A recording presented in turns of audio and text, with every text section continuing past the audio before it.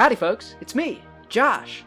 Throughout the Cold War, Germany had been divided in two, the liberal West Germany and the communist East, and at that point, no one had any hope that the two would ever reunite. But in 1990, against all odds with the collapse of the Eastern Bloc, Germany would reunite into a single state, becoming the dominant force of Europe once again. But what if that changed? What if, in an alternate timeline, Germany stayed divided? So, first of all, after having been divided for 45 years, why did the Germans just then get the spontaneous urge to reunite? I mean, after all, throughout the Cold War, most Eastern and Western Germans no longer saw their brothers on the other side as fellow Germans, but rather as foreigners. So, why reunite? Well, it's pretty simple actually, and it all comes down to just one thing, or rather, the lack thereof: the Berlin Wall. The year is 1989, and for the past few years, Soviet Premier Mikhail Gorbachev had been attempting to reform the decaying Soviet Union in order to save its rapidly deteriorating economy through liberalization. And as part of these reforms, known as Glasnost and Perestroika, also came the loosening of restrictions on speech and thought, allowing opposition movements to organize and not interfering in the internal affairs of Eastern Bloc nations. The leader of East Germany, Erich Honecker, though, was having none of it. But unfortunately for him, his people didn't agree. Throughout the Cold War, travel between East and West had been completely severed, particularly in Berlin, as the Berlin Wall stood as a symbol of the division of not only Berlin, but all of Germany and the rest of Europe. But on May 2nd, 1989, Hungary tore down the barbed wire along their border with Austria as East Germans began flooding through Hungary to the west. Honecker was kind of peeved about this, so he restricted travel outside of East Germany, which only led to even more protests. And at this point, he was really just hoping that Gorbachev would come in with the army and crush the protests, to which Gorbachev responded with a resounding Then, on October 18th, the ailing Erich Honecker was removed from power and replaced with his deputy, Egon Krenz.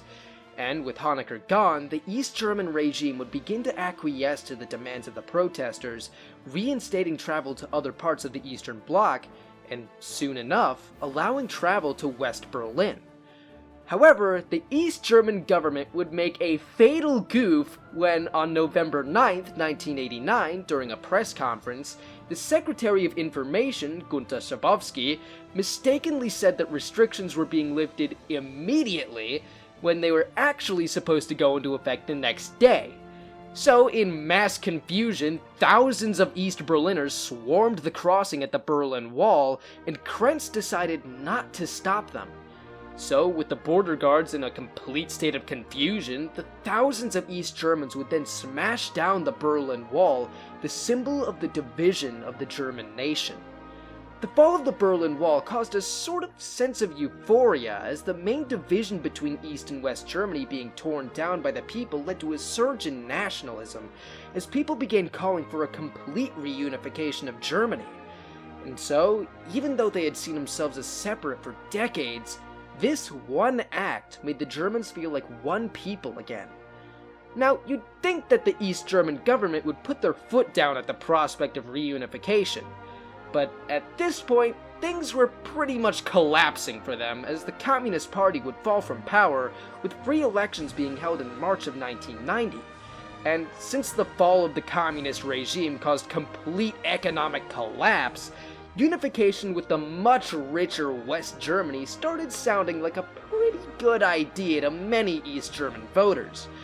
So, as the East German branch of the German CDU won in a landslide on a pro-reunification platform, talks began with West German Chancellor Helmut Kohl, ultimately resulting in the complete reunification of Germany on October 3rd, 1990, restoring the sovereignty of the United German State. But what if that changed? What if, in an alternate timeline, Germany had never reunited? So the easiest way for this to happen is just to keep the Berlin Wall from falling. If Shabovsky hadn't goofed up and the opening of the gates had been done in a more orderly fashion, with the government and border guards still remaining in control of the situation, the Berlin Wall wouldn't be torn down. And though this would be a massive moment for the people of Berlin, without the wall being physically torn down, it's very likely that you wouldn't see the same sense of mass euphoria and nationalism in the German populace, as the opening of the gates would merely just be seen as the lifting of restrictions between the two countries, as opposed to the complete tearing down of the main symbol of the division of Germany.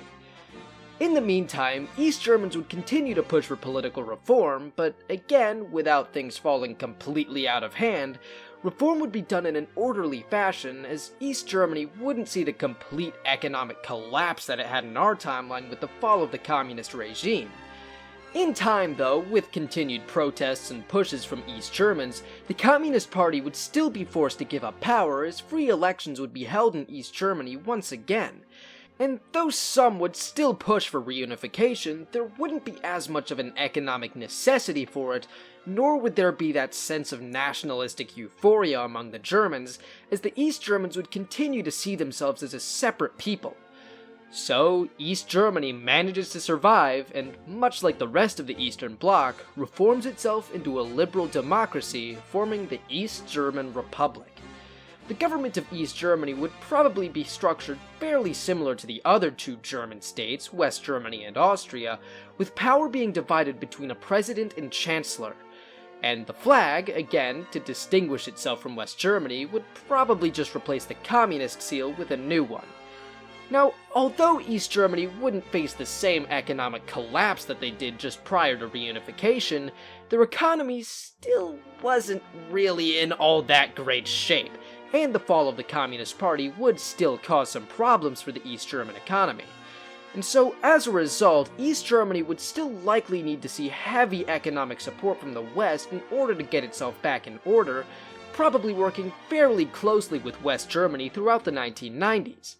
However, without the reunification of Germany, we probably wouldn't see the same expansion of NATO eastward that we saw in our timeline.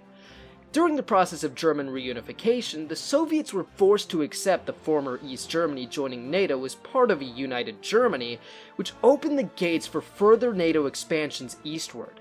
However, without German reunification, that first step is never taken, as NATO doesn't expand as much as it did in our timeline.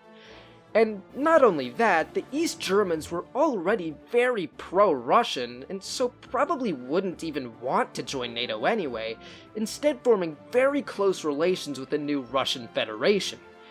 And without NATO expanding as far as it did in our timeline, we also very likely wouldn't see the Russian invasion of Ukraine later down the line, which we saw in our timeline. Meanwhile, in East Germany, after dealing with likely a great amount of economic instability following the shift away from communism, and mirrored by the modern-day rise of the AfD in much of East Germany, as well as Fidesz in Hungary and United Russia in Russia, it's very likely that East Germany would see the rise of more right-wing conservative parties, perhaps returning to a more authoritarian state in a similar manner as Russia. And without a united Germany at the helm, the European Union would never end up emerging as it had in our timeline, perhaps instead seeing much of the former Eastern Bloc forming a closer union with each other, as the scars between Eastern and Western Europe still remain across Europe. However, though some states in Eastern Europe, like East Germany or Hungary, would be more willing to cooperate with Russia, other states, like Poland, would probably be much less willing. And though we wouldn't see the same expansion of NATO that we had in our timeline, states like Poland would probably still seek integration into NATO for protection against Russia, which Russia, again, may see as a threat. And so, much like the Ukraine war of our timeline, it's fairly possible that some kind of conflict could end up breaking out in Poland in order to prevent expansion of Western influence into Eastern Europe. And without German reunification, East Germany would have never renounced its claims to the former German lands in Poland, so we could possibly see East Germany attempt to reintegrate the eastern territories, possibly also seeing a Russian transfer of Kaliningrad back to East Germany, as East Germany essentially becomes a successor to Prussia. Now, of course, such an invasion of Poland would certainly call to mind memories of a certain mustachioed man, as the government of East Germany would certainly be compared in the West to that of a certain former German regime, as the West would rally to Poland's defense yet again, similarly to the Ukraine war. But as time moves on, Europe begins to look radically different from how it shaped out in our timeline. And as East Germany survives into the future, the scars between East and West remain, not just in Germany, but throughout the world. So I hope you enjoyed today's video. If you did, make sure to stick around for more. And hey, you could also maybe subscribe or something. So that's it for today's video. Well, till next time, see ya.